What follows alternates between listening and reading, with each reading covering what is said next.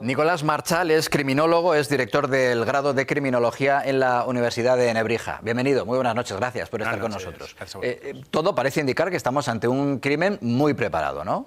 Sí, es evidente que estamos ante un crimen que está totalmente premeditado porque se están mostrando imágenes de la escena que sucede en la autovía, pero no tenemos que olvidarnos que hay otra escena anterior que es la escena de la atracción, es decir, la escena donde el asesino o asesinos han pinchado las ruedas en el coche y han estado al acecho hasta que la víctima se ha ido a la autovía, en un momento en el que le aparece el testigo y por lo tanto ya tiene que orillarse, es ahí cuando se procede la emboscada.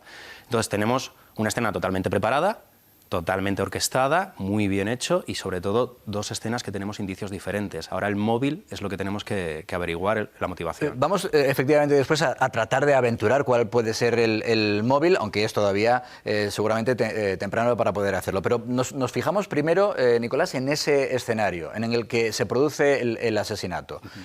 Todo parece indicar que estaba siendo seguido, que el exalcalde de Gandía estaba siendo seguido, que se prepara de esa manera, que se le hace incluso que una de las ruedas o pierda aire o esté directamente pinchada, y es en ese momento en el que actúan, y has dicho, una o más personas. La zona es muy común y de hecho en noviembre del año pasado se detuvo una organización criminal que se dedicaba precisamente a utilizar estas técnicas, que es la del pinchazo o la de tener un alcance por detrás con otro vehículo para fomentar que ambos vehículos se detengan y se orillen a un lado y por lo tanto robar a la otra persona. Pero el modus operandi aquí es distinto, es que tenemos una violencia extrema en el cuerpo de la víctima y por lo tanto estar pensando que estamos ante una delincuencia convencional, que todavía está abierta esa línea, pero por el modus operandi estamos más hablando de algo totalmente organizado, hay equimosis en la zona del cuello, por lo tanto es compatible con estrangulación y luego presenta un disparo. Es muy interesante también saber a qué distancia ha sido el disparo, si ha sido post-mortem, ante-mortem, porque de ahí también podemos ver si es una señal, si es un mensaje que se suelen enviar. Y con el tema del estrangulamiento nos está diciendo, pero cuando la víctima, por instinto primitivo, se está estrangulando, hay un contacto tan cercano, lo primario es defenderse, arañar. Entonces, entre la uña y la carne hay unos restos epiteliales, que ahí es donde se va a poder obtener ADN, tejidos del agresor, que es muy fácil llegar a encontrar, ¿no? Es uno de los indicios que se está buscando. Claro, precisamente eso era lo que te iba a decir. Se tienen que tratar de centrar en indicios, en esas pruebas que puedan recoger en el lugar del crimen, porque hasta ahora no hay rastro de los supuestos no, de los autores del crimen.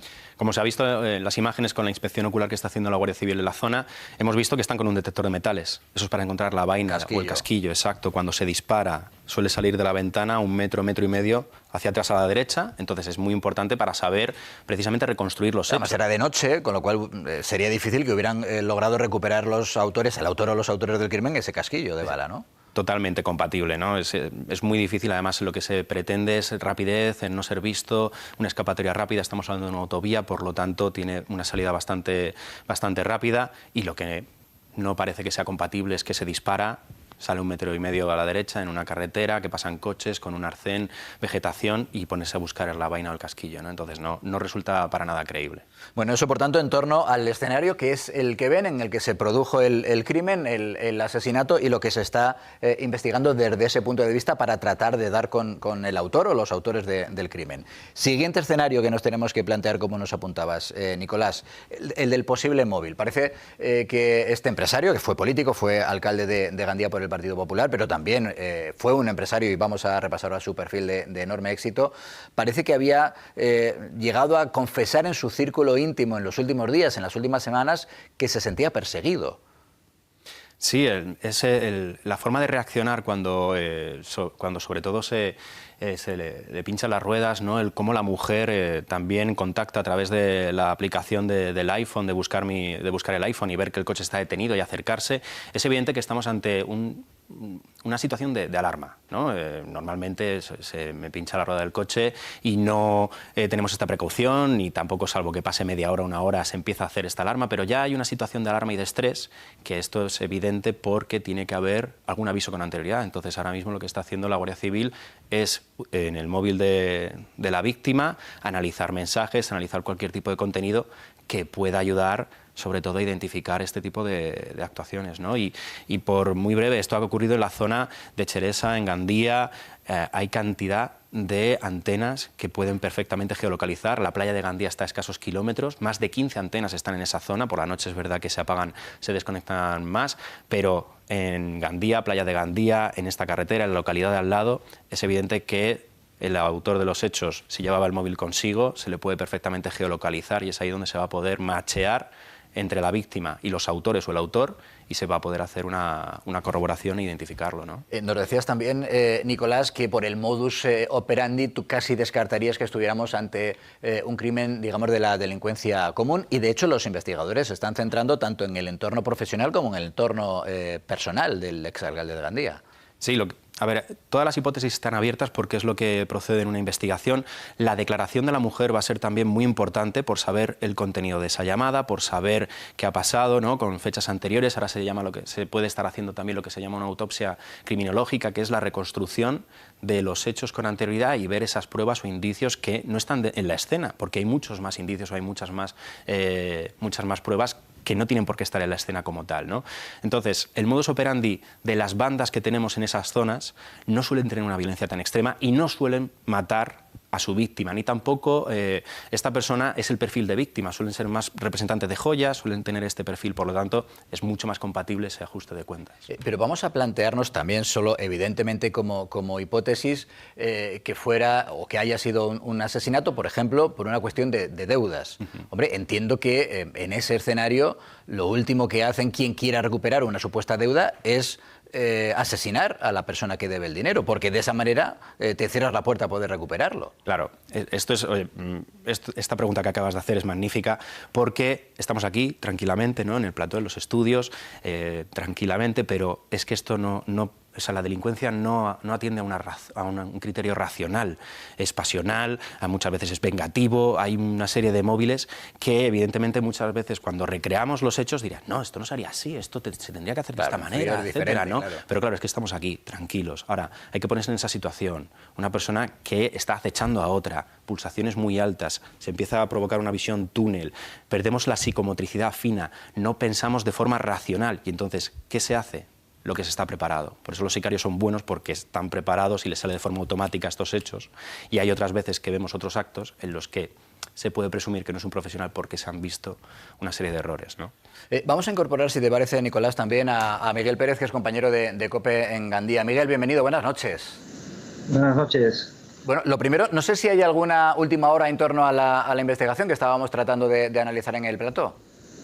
No, prácticamente pues deciros que el vehículo está en el cuartel de la Guardia Civil de Gandía, que los investigadores, como bien habéis dicho, están barajando todas las posibilidades y dónde está el quid de la cuestión, en esa llamada que recibió el propio Arturo Torró momentos antes de orillarse.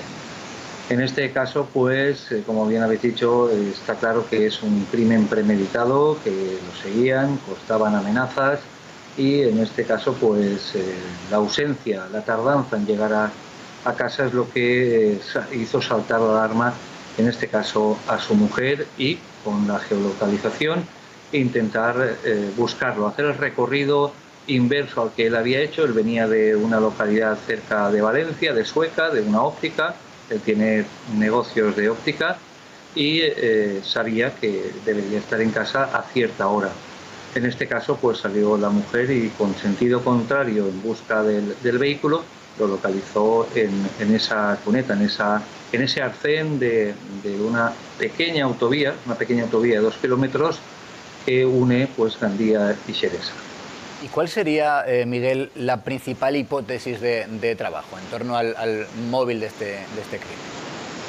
A ver, tienen los miembros de la comandancia de la Guardia Civil, los de homicidios, pues barajan varias, ¿no? Está claro que van filtrando y van recomponiendo las últimas horas del propio Arturo Torró. Por una parte, el entorno, digamos, empresarial y económico, porque esas amenazas tuvieran algo que ver con su trabajo profesional, y por contra sabemos que Arturo Torró, que fue alcalde con una mayoría absoluta, pues granjeó amigos y enemigos por su forma de ser. Entonces también están analizando pues los últimos movimientos. Será clave localizar ese teléfono móvil de Arturo. De hecho, esta mañana hemos visto en las imágenes los miembros de la Unidad Orgánica de Policía Judicial de la Guardia Civil de Gandía buscando por una parte, la vaina que bien decíais del sicario o los sicarios, y por otra parte intentar localizar el teléfono de Arturo Toro.